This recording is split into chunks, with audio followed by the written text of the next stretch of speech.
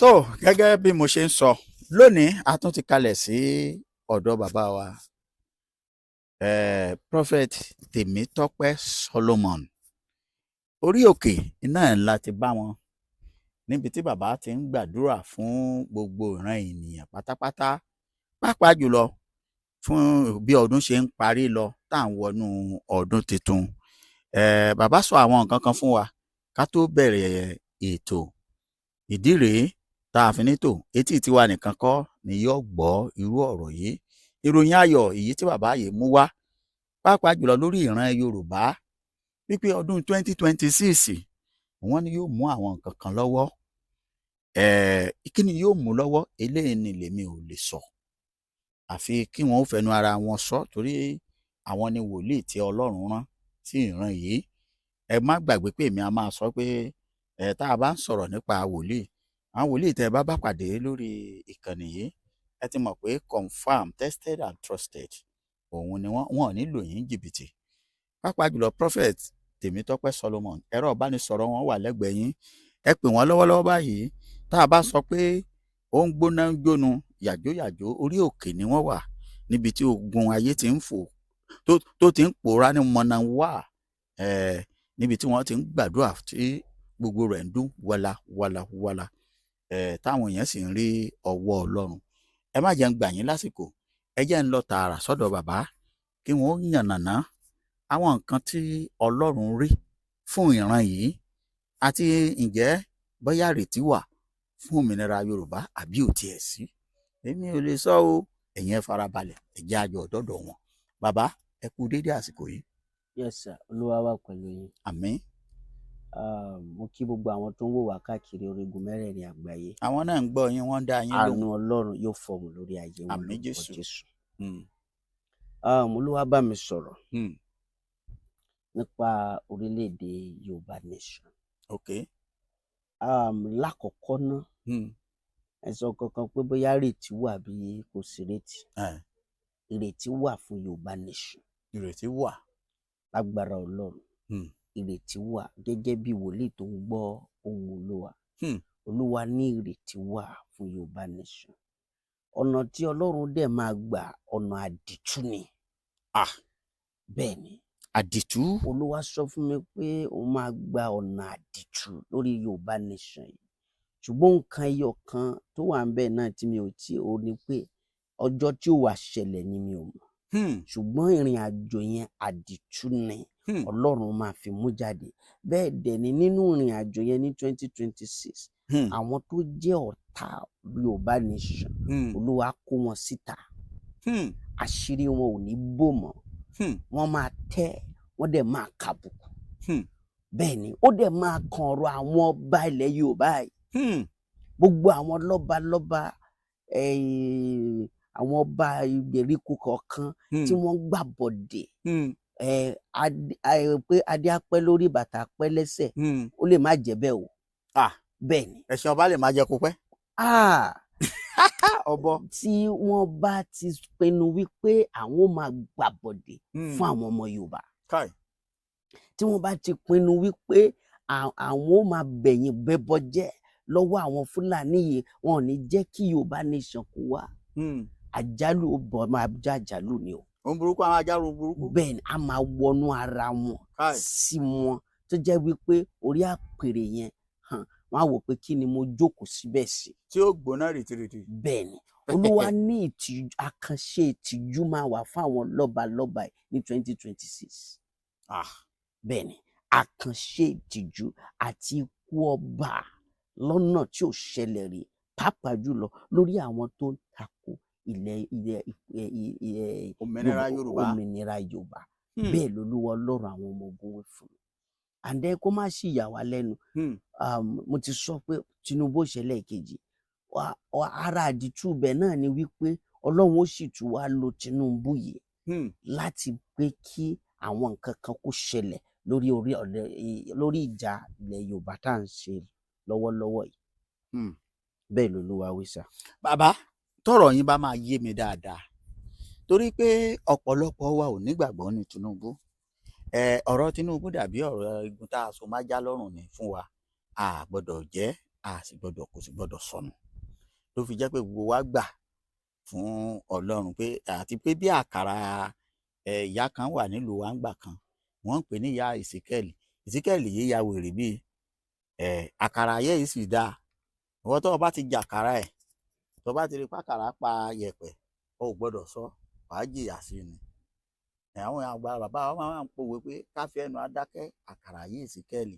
Ẹ bá ti fi sẹ́nu ẹ̀ dákẹ́ ni ọ̀rọ̀ ẹ ti di ṣùgbọ́n tí n bá wò yín dáadáa, tí n bá gbọ́ yín dáadáa, pàápàá orí òkè tẹ́ ẹ wà yìí, ó dàbí pé ẹ̀ ń sọ pé ẹ fẹ́ jẹ́ kó yé mi wípé ìrètí ń bẹ látọ̀dọ̀ Tinubu pé ó tiẹ̀ ní ipa kan tó lè kó nínú òmìnira Yorùbá. Ó ní òun mo ti sọ pé àdìtú ni Ọlọ́run máa gbé ọ̀rọ̀ Yorùbá yìí sọgbà nígbẹ̀yìn. Ṣùgbọ́n bọ́lọ́run ṣe máa ṣe, tá a bá sọ pé nǹkan àdìtú, nǹkan tó máa kọjá òye ènìyàn, ọ̀nà téèyàn ò fọkàn sí, Olúwa á bá bẹ̀ yọ, á bá bẹ̀ ṣiṣẹ́. So kí wọ́n má sì wo Tinubu gẹ́gẹ́ bí ọ̀tá àbẹ́ni tí ò ní nǹkan ṣe lórí ọ̀rọ̀ Yorùbá nation. Ká má wo bàbá Tinubu bẹ́ẹ̀. Ó ní ohun tọ́lọ́run fẹ́ lò fún tí ó sì jẹ́ jáde ní kò pẹ́. Ó ní ohun tọ́lọ́run fẹ́ lò fún. Ọ̀dà ọ̀rọ̀ lẹ́ ń gbọ́ yìí ẹ̀yin ọmọ Yorùbá. Ṣé mọ̀ pé ọ̀rọ̀ wòlíì àdìtú ni, àwọn ni wọ́n mọ ọkàn Olódùmarè. Wọ́n ní tó ká má fojú burúkú wo bàbá wa Bọ́lá Ahmed Tinubu wípé tó wọ́n sì ní ohun tí wọ́n máa ṣe fún ìran Yorùbá. Ọ̀dà kò burú, bẹ́ẹ̀ ṣe ń gbọ́ ọ̀rọ̀ bàbá, ẹ láǹfààní àti pé ẹ̀rọ ìbánisọ̀rọ̀ wọn, pàápàá jùlọ lásìkò yìí tí wọ́n wà lórí òkè. Má fi ogun ayé rẹ tàfàlà, má fi ṣeré, má fi ṣàwàdà torí kékeré ìkọ́ni ogun ayé báyìí. Ṣùgbọ́n wòlíì tó mọ ọkọ tí wọ́n jẹ́, tó mọ̀ bá a ṣe bá àyàn bẹ Ọlọ́run níwọ̀n bá àgbà tó kù kọ́dún yìí ó parí. Ó ṣe fọ̀rọ̀ ọ̀rọ̀ lẹ̀ wọ́n. Mo ń sọ̀rọ̀ nípa Prophet Tèmítọ́pẹ́ Solomon. Ẹ̀rọ ìbánisọ̀rọ̀ wọn ni kó o pè. Bàbá, ká tó bẹ̀rẹ̀ ètò, ẹ ti mọ̀ pé ohun tẹ́ ẹ bá sọ fáwa ṣáájú ni ẹ ti mọ̀ pé bá a bá ti dé làwa ti máa ń béèrè pé bó o ni tẹ́ ẹ sì ti ẹ sọ nǹkan kan fún mi nípa àwọn ìjọ, pàápàá jùlọ àwọn wòlíì lásìkò yìí, pàápàá lórí ọ̀rọ̀ bàbá wa Pastor E.O. Adébóyè lọ́dún 2026, aláṣẹ àti olùdarí ìjọ Redeemed Christian Church of God àtijọ́ lápapọ̀. Ẹ dákun, ẹ bá ń sọ fún àwọn èèyàn kí wọ́n gbọ́.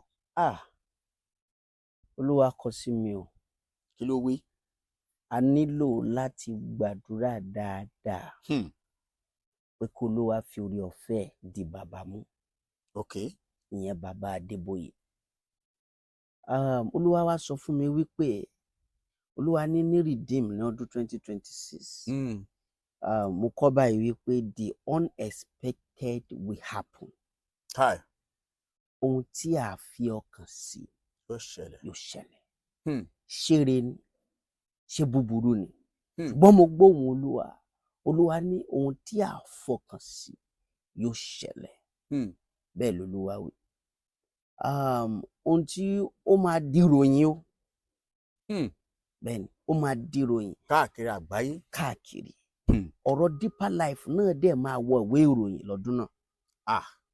Bẹ́ẹ̀ ni, torí mo ti sọ fún wa, Olúwa fi hàn mí pé bàbá Kúmúyì gan wọ́n ti parí iṣẹ́ kí má tàn yín gẹ́gẹ́ bí ìran tó Olúwa fi hàn mí. Tí Olúwa bá dẹ̀ sọ pé lágbájá ti parí iṣẹ́, anytime lolúwa lè mú lọ. Anytime ló lè kọ sí pé ọmọ mo ti ṣe ilé ẹ̀ tán máa bọ̀.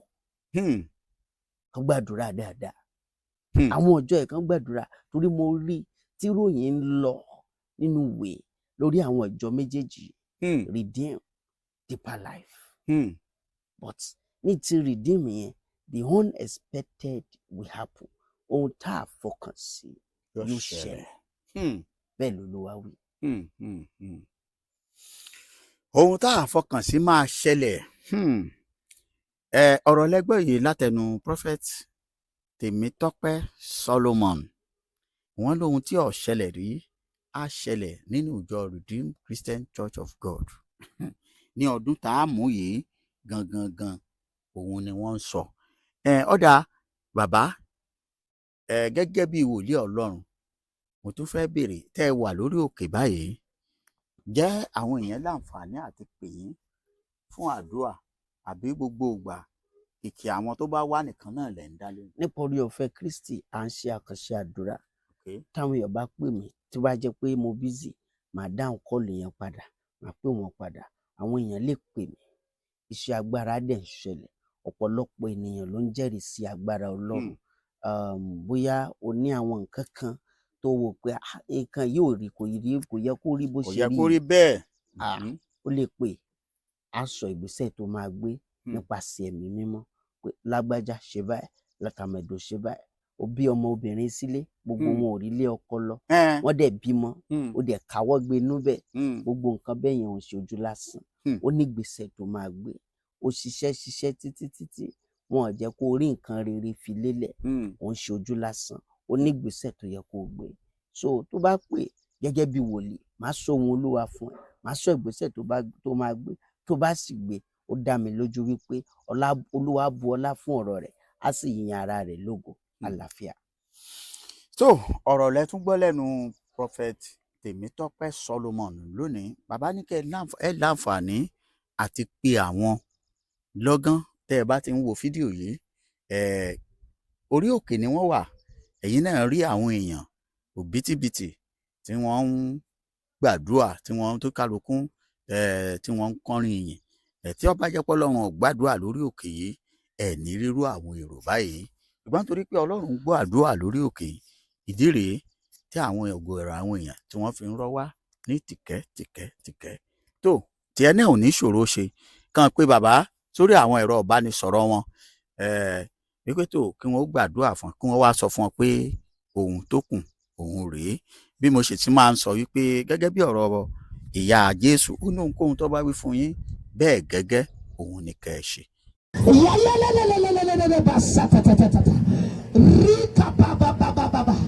Ẹ̀yin àlejò. Yes.